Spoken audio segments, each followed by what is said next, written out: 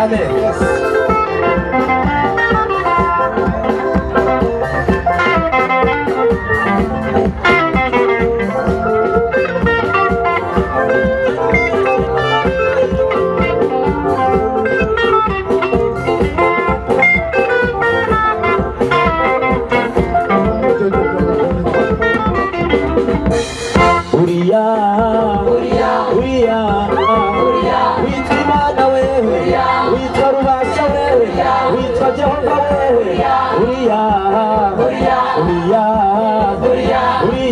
Utanga amahoro wese, utanga abagabo beza, utanga abagore beza, ukizikwa uriya amani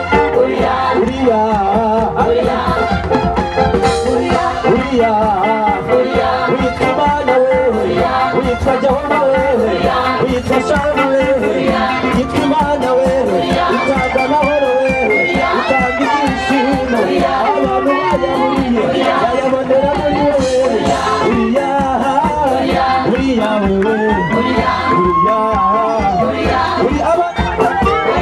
uriya inyuma, uriya